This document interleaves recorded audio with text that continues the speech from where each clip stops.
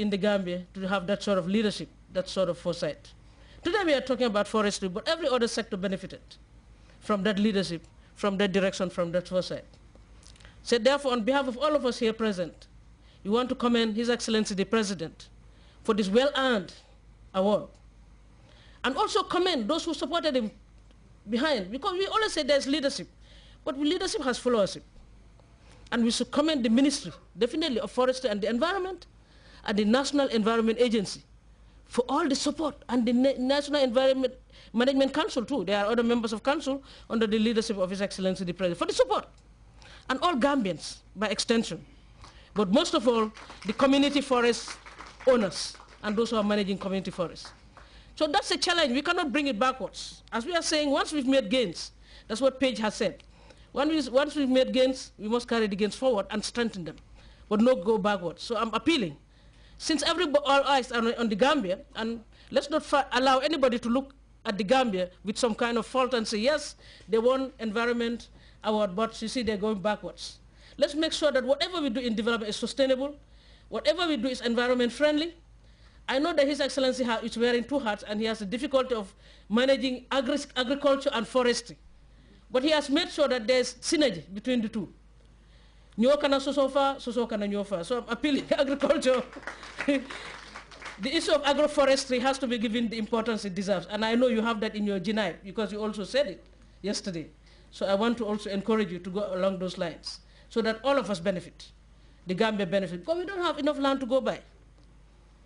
And really, we need that assistance. Even with animal husbandry, you need efficient forestry management to manage our fauna, and also even domestic animals. So there we can collaborate really with the Ministry of Forestry and the Environment. But once again, without much ado, really, we once again commend His Excellency the President for a well-earned award, and commend all Gambians for the support that they have lent to His Excellency the President. Thank you very much.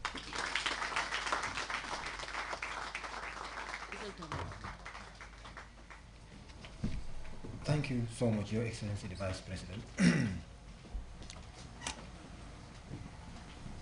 I think we can have a ceremony within a ceremony. I think that's a possibility. And that's exactly what we are having tonight. At this point, Your Excellency the President, Sheikh Professor Alhaji Dr. Yahya AJJ Jammeh, Your Excellency the Vice President, Aja Dr. Aissatou Njie Sedi, Honorable Secretary General, Honorable Ministers, Permanent Secretaries, Director of Press, ladies and gentlemen of the press, other senior government officials, and the Secretariat of the 4th Cabinet Retreat. I have the singular honor and pleasure to welcome you to this closing ceremony. We have been working for the past 3 days on our national development strategy. And we've made a lot of progress. We have shared,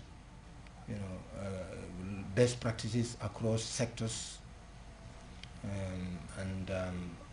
issues of implementation have been raised. We hope we'll take the bull by the horn and push the necessary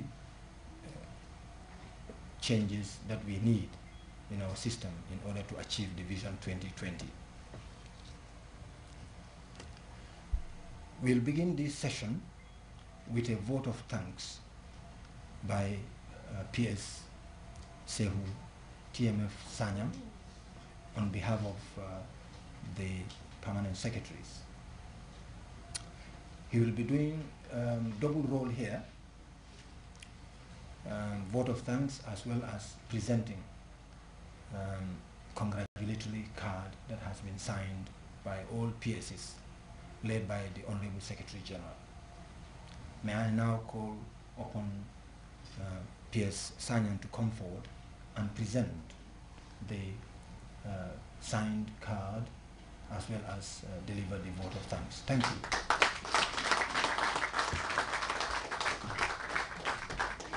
Alhamdulillah Rabbil Alameen.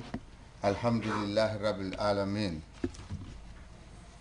Mr. Chairman, Your Excellency, the President of the Republic of the Gambia, Sheikh Professor Dr. Alhaji Yaya AJJ Jammeh Salahuddin, Your Excellency, the Vice President of the Republic of the Gambia and Minister responsible for Women's Affairs, Ajaratu Dr. Aissatou Njai Sedi, the Secretary General and Head of the Civil Service, Honorable Cabinet Ministers, Secretary to Cabinet, Security Chiefs, colleagues, Chief of Protocol, the Press Corps, all other protocols respectfully and duly observed. Your Excellency, Mr. President, our heartiest congratulations. Mr. Chairman, through your coveted chair, I crave the indulgence of this December body to join me in giving His Excellency a standing ovation and 3 happy rounds of cheers in recognition of his resounding victory and re-election as President of the Republic of the Gambia.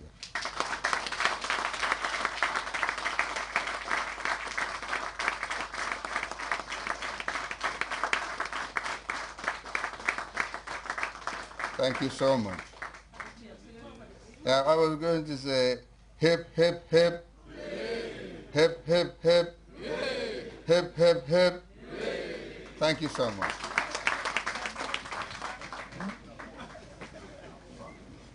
Your Excellency, Mr. President, on behalf of my colleagues and indeed on my own behalf, it accords me a rare and singular privilege as indeed a great source of honor and humility to read this brief statement of goodwill on such an auspicious occasion as a mark of the greatest respect, tacit recognition, and appreciation of the verdict of the vast majority of the eligible and registered constituents, precisely 72 percentage points out of the 84 percentage points of national voter turnout that voted for you and returned you as the President of the Republic of the Gambia in the recently concluded presidential elections.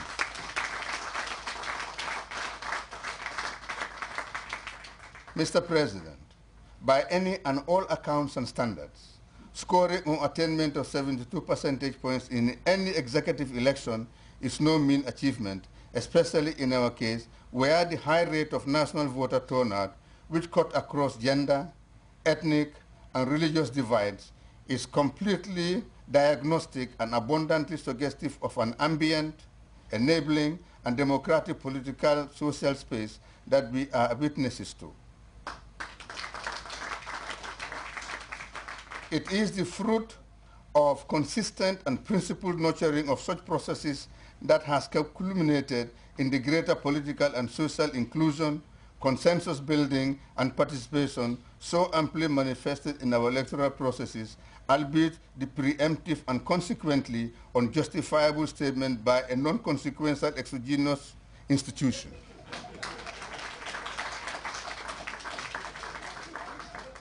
Such social and political inclusiveness and adroit vector of political representation is the obverse of the frequently observed elite-dominated polity and political space, as well as controlled state institutions that prevail in many democracies within and without the sub-region, region, and indeed elsewhere.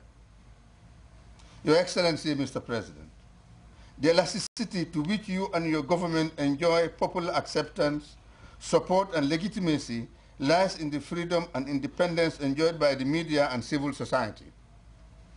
This is in respect of and compliance to the fundamental principles underlying democratic processes in which citizens are the essential actors and decision makers who have the right and even obligation and responsibility to constitutionally partake in shaping and managing national institutions and processes of governance and their political systems. Little wonder that you reiterated this over and over again during your thank the tour of the country.